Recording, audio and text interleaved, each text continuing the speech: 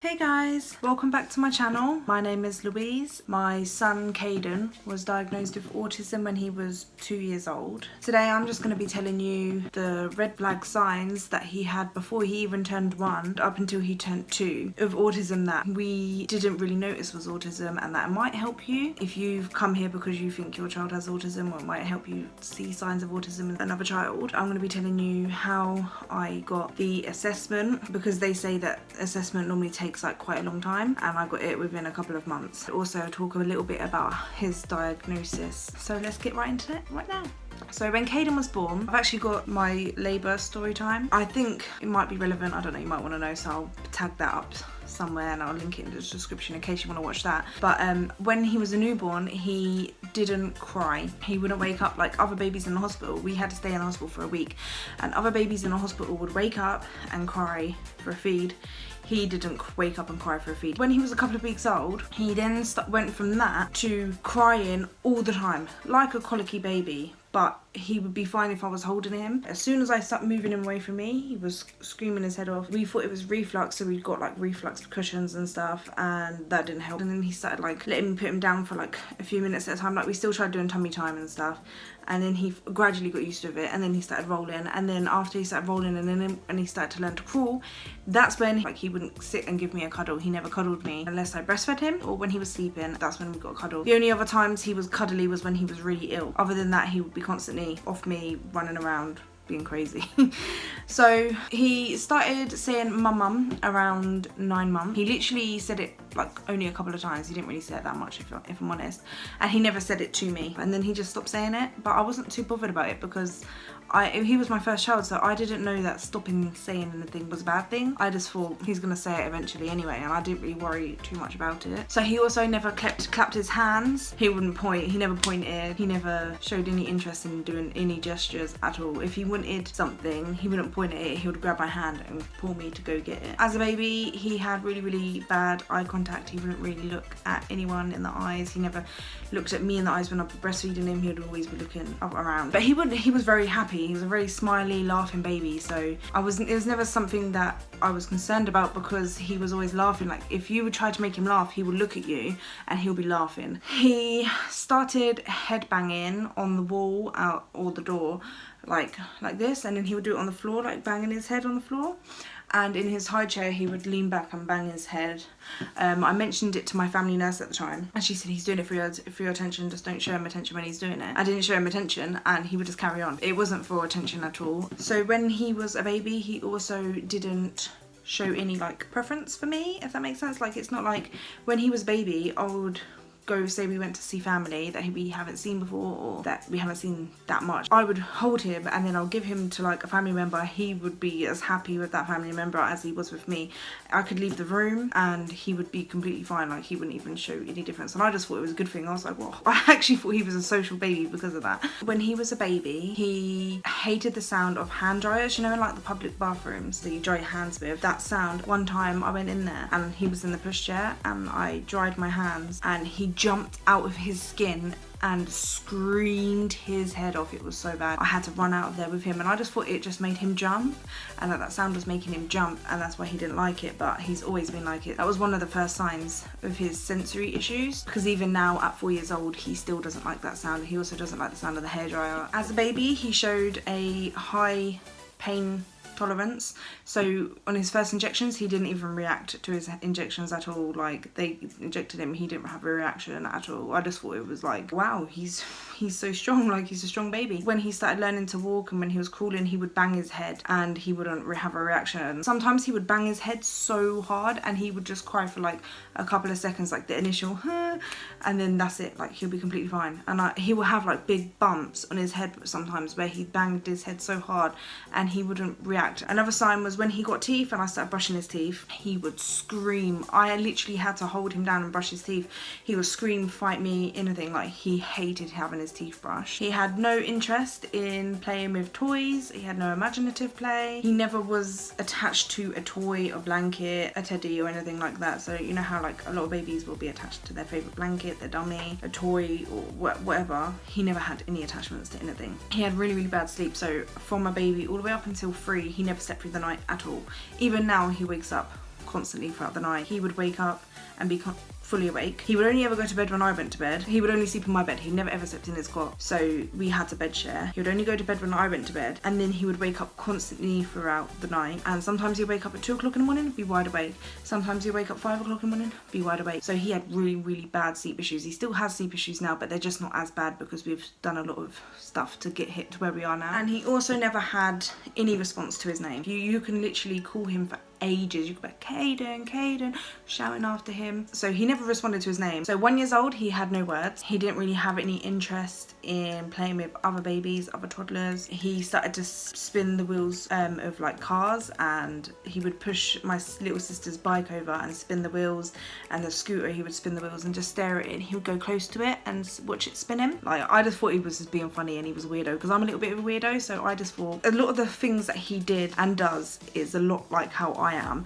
So I didn't see it as autism, I just saw it as we are both weirdos, like we both like doing weird things. He would line up his toys. So he would get cars and line them up in a row, and he would also get tins out of my cupboard and line them up on the floor. He was constantly hyper all of the time. So this is coming up to like near enough 2 years old, climbing up on furniture, running around from literally from when he would get up to when he would fall asleep eventually. He was running, like constantly hyper, had no sense of danger. He would try and climb up on furniture and jump off without even thinking about, like, he never had that fear. He started to be obsessed with certain movies, such as he was obsessed with Monsters Inc. and Inside Out, and he would make us put it on, and he would watch it, finish watching it, and then he'd put it on again. If I tried changing it over, he will scream and have like a tantrum over it. He wanted it on all the time, like I had to put it on repeat. So that was like his first signs of having obsessions. He would be on YouTube and he'd be watching them alphabet songs, nursery rhymes about alphabet, and then counting ones.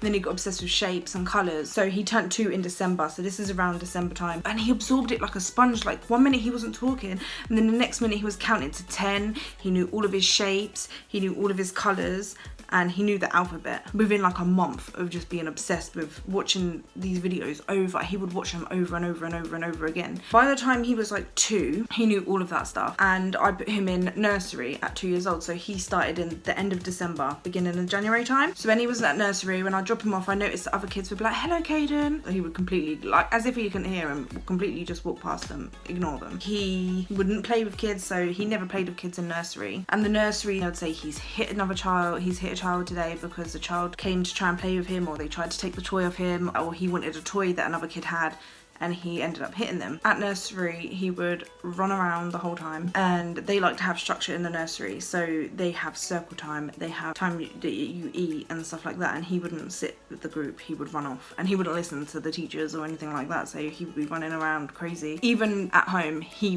wouldn't sit at the table and eat food. I have to like chase after him and feed him. That's how hyper he is. Around January time, beginning of January, the health visitor came around and gave me a 2-year review questionnaire, and I had no concerns because I didn't know that all of these were signs of autism. I knew he was different, but I didn't really think much of it. I was just like, he was happy, he was laughing all the time, he made me laugh, like he was just a happy bubbly baby, so I didn't have any concerns. So when I did this questionnaire, it was asked loads of questions, and like for his motor skills, he was always on time of development, so I had no, that was all fine. And then I remember one of the questions was, does he pretend play, such as like feeding a doll, like get a doll and pretend to feed it or anything like that? And I took no, like I was like, that's well too advanced for him, and this is like by 2 years old, and I'm like, that is well too advanced. Then it asked if he had like a certain amount of words, and because he could say all of these colours, all of the shapes, all of the numbers, I counted them all as words. As well, he could repeat what I said to him sometimes. So if I said, Caden, look, car, he could say car. I bet he would repeat it. And now I know that was echolalia, but at the time I thought that was, okay, that's his word. So I said, yeah, he's got these words. And then when I gave it to the health visitor, she saw that and she was like, so he doesn't pretend play, and she questioned me about it. She was like, so he doesn't even,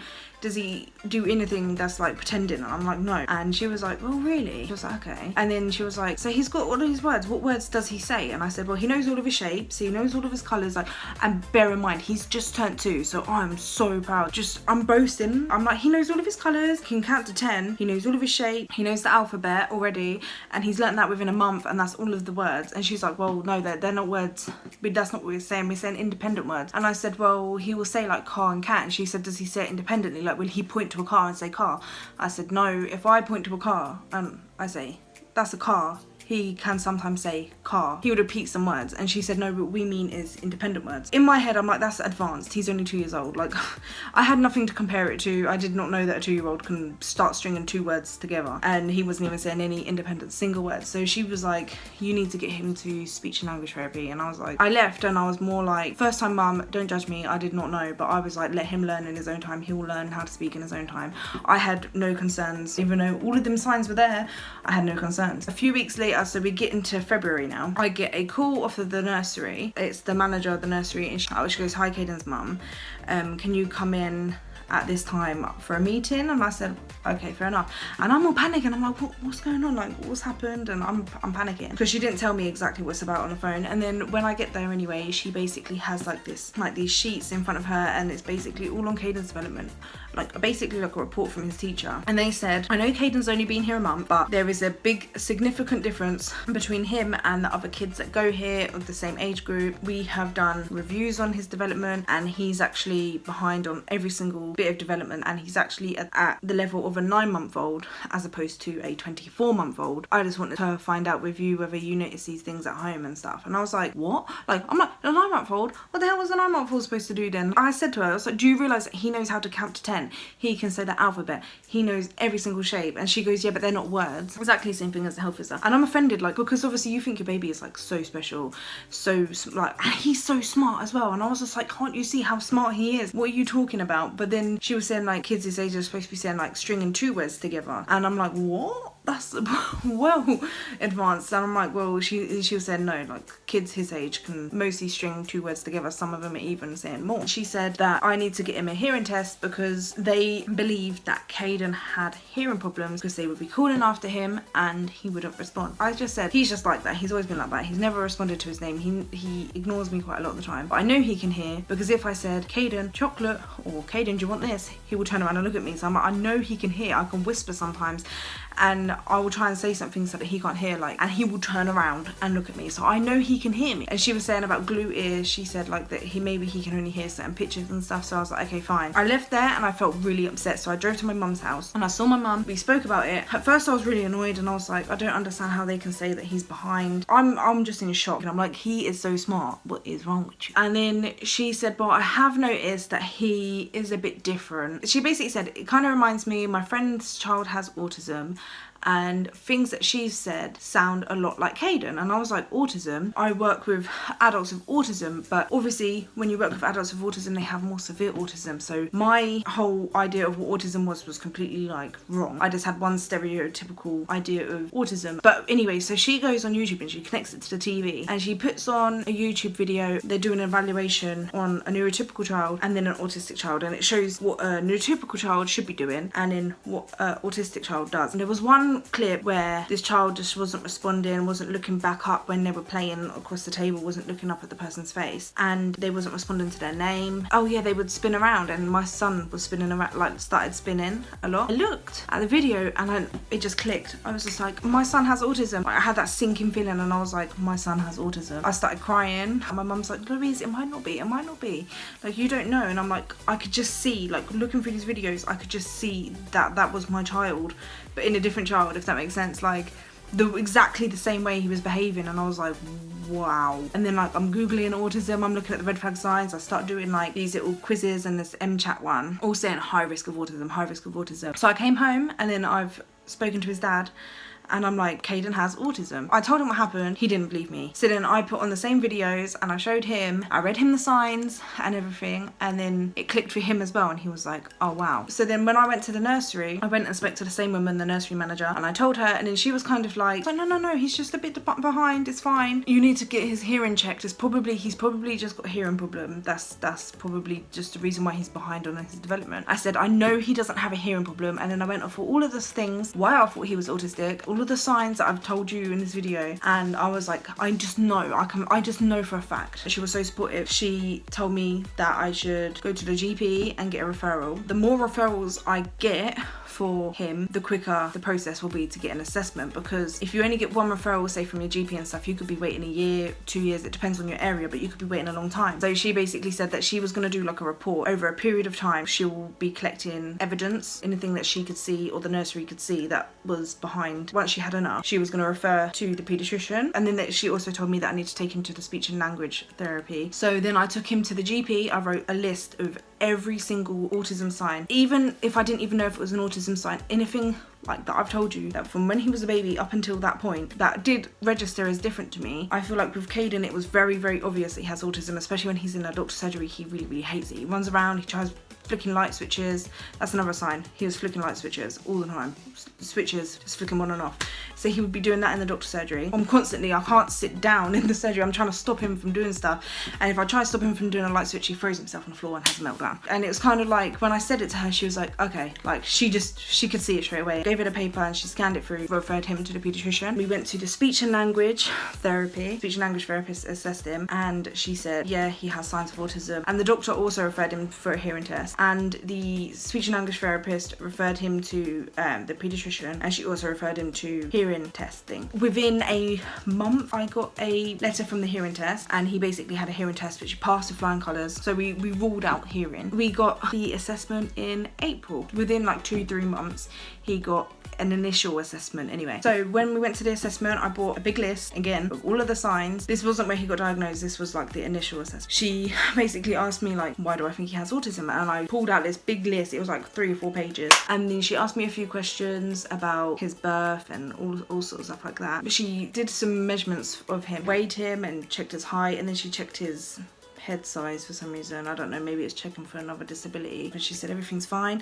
Then she sat with him and played with him. So she sat on the other side of the table, and then I think the first activity was this like wooden car part. There was a communication board, and she would hold the cards and she would say, what colour car do you want? He wasn't looking back up at her, he wasn't responding, he was just trying to grab the cards of her and he was screaming. She was like trying to get him to say the colour, and then he just looked at the colours on the side of the thing and just started naming all the colours. And she was like, that's good, but what colour car do you want? And she would say, do you want the green car? And then he would be like, green. And then like he was just repeating what she was saying. She also did a shape sorting puzzle thing and a number one as well, and he basically named all the shapes and correctly put them in. She basically said to us, yeah, he is definitely showing signs of autism. So she basically said, you can wait a few years if you want and see where he's at and see if you would like to get a diagnosis. You don't have to have a diagnosis. I basically said, if he's got autism, I want him to be diagnosed early so that we can get some early intervention. So then she was like, let me write that on the notes and I'm going to try my best to get you an early assessment. And she said obviously it's going to be a multidisciplinary or something, I don't know, it's going to be a few professionals there. It can't just be her that diagnoses, it has to be another professional there. That was in April, and then we got a letter for an assessment for September. In that assessment it was the same paediatrician and a speech and language therapist. It was basically the same as the first time. I spoke to them first, they asked me questions, I brought a list again of all the signs just in case they wanted to know again. They each played with them different times. They spoke with each other and then they called us back in, and then they said, yeah, we both agreed that he has autism. I basically was like, well, how severe is his autism? And they said, well, we don't really like to put a severity on it. It could fluctuate, so we don't like to put a thing on it. But yeah, so that was how we got him diagnosed. I thought I was prepared because I knew he was autistic. When I got the diagnosis, I thought it wouldn't affect me as much as it did, but when we left, I still cried. Looking back on it now, it's like, I knew I had to cry to get to where I am now. So that's how my son got diagnosed with autism. Thank you for watching. If you like the video, please give it a thumbs up. Click that thumbs up button because I've not been getting enough of them. And can you please just leave a comment down below, let me know, is your child autistic, or do you think your child's autistic? What were the signs of your child, or what signs do you think your child has? Put them in the comments down below. Please click that subscribe button so you can see more videos in the future, and click the bell because the bell sends you notifications when I upload, so then you can see it straight away, otherwise it's just gonna get hidden. Bye guys, thank you for watching.